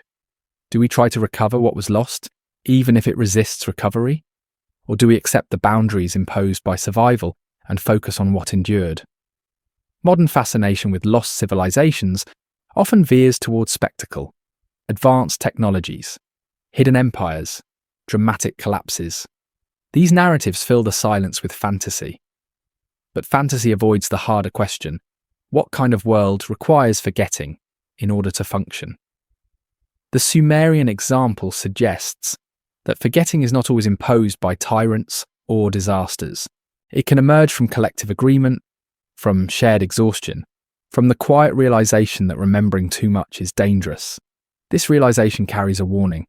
If forgetting can stabilize a civilization, it can also limit it. The same mechanisms that protect order can suppress empathy, creativity, and ethical growth. Over time, systems that endure may do so at the expense of human complexity. The forgotten age, then, becomes a mirror rather than a mystery. It reflects the trade-offs inherent in civilization itself. To build something durable, something else must be set aside. The question is not whether this is avoidable, but whether it is acknowledged. Sumer did not acknowledge it. Or if it did, that acknowledgement did not survive. The silence became normalized. The ethical tension dissolved into routine. We inherit that legacy, not directly but structurally. Many of the systems that shape modern life, bureaucracy, law, abstraction, standardization, trace their lineage back to this moment of narrowing. We live inside frameworks designed to function without memory of their origins. This does not condemn those frameworks, but it invites humility. If the first civilizations chose forgetting as a survival strategy, then progress is not simply accumulation, it is also loss. As the narrative approaches its final turn, the forgotten age no longer feels like a lost golden era waiting to be reclaimed. It feels like a question left unanswered, because answering it might destabilize the world that followed. Perhaps that is why it remains silent. Not because it has nothing to say, but because its voice does not fit the structures that endured. The ethical challenge for us is not to resurrect that voice artificially, nor to replace silence with certainty. It is to recognize that forgetting has consequences, and that every civilization carries within it the memory of choices it no longer remembers making. If the Sumerians lived within the boundaries of what they allowed themselves to know, we must ask whether we do the same. What questions have we stopped asking because the systems we depend on discourage them? What pasts have we simplified because remembering them fully would complicate the present? The forgotten age may never be recovered as history, but it can still function as reflection, a reminder that endurance and understanding are not the same, and that the silence beneath our foundations deserves attention. Not as a puzzle to be solved, but as an ethical inheritance. As we stand at the edge of this long inquiry, the silence does not demand resolution, it demands listening. And in that listening, we may begin to sense not what was lost, but what was sacrificed, and whether we are still living with the consequences of that ancient decision to move forward without looking back. At the very end of this journey, the silence no longer feels like an absence of information. It feels like a presence that has been with us all along, shaping the path without ever revealing its face. The forgotten age does not emerge as a chapter waiting to be restored, but as a pressure that influenced everything that followed. What began as a question about missing history has become something quieter, and more unsettling. The earliest civilizations we can see may not represent humanity's awakening, but its containment. Not the moment we learned everything, but the moment we learned what we could no longer afford to know. Sumer stands at this threshold. Its cities rise from the mud with confidence. Its systems operate with precision. Its myths speak with authority. And yet beneath that confidence lies a narrowing, a disciplined refusal to remember beyond certain limits. The silence is not accidental. It is the shape of survival. This reframes the idea of beginnings entirely. Perhaps there is no pristine origin waiting behind the first tablets. Perhaps the beginning we see is already a response, already an adaptation, already a world rebuilt after something else failed. If so, then history does not start with creation, but with recovery. Recovery, however, always involves choice. What is salvaged? What is simplified? What is left behind? The Forgotten Age may have been complex in ways that proved unsustainable. Its knowledge may have required conditions, ecological, social, psychological, that no longer existed. Forgetting it may have been the only way forward. But forward movement does not erase consequence. It only hides it beneath continuity. This is why the silence persists so stubbornly. It is not guarding a secret. It is guarding a boundary. Beyond that boundary lies a form of knowing that the world which followed could not integrate without breaking. Throughout this series, we have traced that boundary across domains, in kingship that descends rather than evolves, in mathematics that functions without explaining itself, in astronomy that maps the heavens without recounting how they were first understood, in writing that records control before reflection, in myth that compresses memory into symbol, in administration that preserves order by narrowing context. None of these elements are failures. They are achievements. They allowed civilization to endure. But endurance came at a cost that cannot be measured archaeologically. What was lost was not simply information, but orientation, a sense of how humanity related to its own knowledge before survival demanded restraint, a way of asking questions that no longer fit within the structures that remained.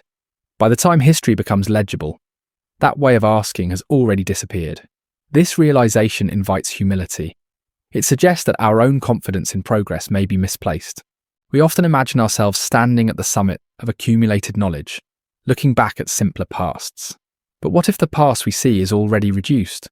What if complexity once existed in forms we no longer recognize as knowledge at all? If that is the case, then the Forgotten Age is not behind us in time. It is behind us in possibility. The silence does not urge us to reconstruct lost technologies or resurrect vanished civilizations. Those desires reflect our own anxieties more than ancient realities. Instead, the silence invites us to notice how civilizations choose what to remember and what they must forget in order to function. This pattern did not end with Sumer. It repeats whenever societies face existential pressure. Memory narrows, systems harden, narratives simplify. Stability is purchased through reduction, and each time something irretrievable slips away, the danger is not forgetting itself. Forgetting can be protective. The danger lies in forgetting that forgetting has occurred. When a civilization loses awareness of its own limits, it begins to mistake endurance for wisdom. It treats what survives as what is best, rather than what was merely resilient. It confuses continuity with truth. Sumer may have lived comfortably within that confusion, or perhaps uneasily. We cannot know. But the structure they left behind carries the imprint of that choice, and we have inherited more of it than we realize. Modern life, too, runs on systems that function without remembering their origins.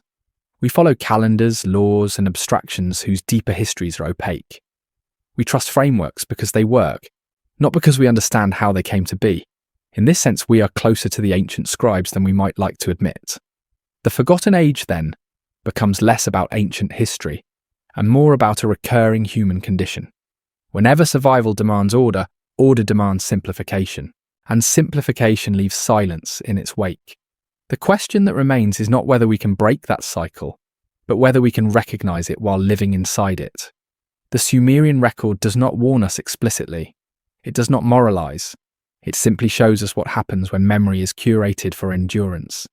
The result is a civilization that lasts and a past that cannot be spoken. As this journey closes, the silence no longer asks to be solved. It asks to be respected.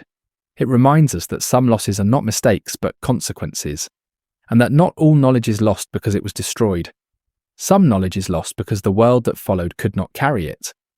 The forgotten age remains unnamed, not because it lacked form, but because naming it would require a language that did not survive the transition into durable civilization. What remains is the trace of its absence, a subtle imbalance, a feeling that the foundations are deeper than the stories allow, that something preceded the beginning, and that remembering it fully might unsettle everything built afterward. So we end not with an answer, but with a posture, a willingness to sit with uncertainty, to acknowledge that history is shaped as much by what is excluded as by what is preserved. And that silence, when it appears consistently across systems and centuries, is not emptiness, but evidence of a choice made long ago, a choice to endure, even if endurance required forgetting who we once were. And somewhere beneath that choice, the forgotten age remains, not waiting to be uncovered, but continuing quietly as the space where history chose to stop speaking and where listening still has meaning.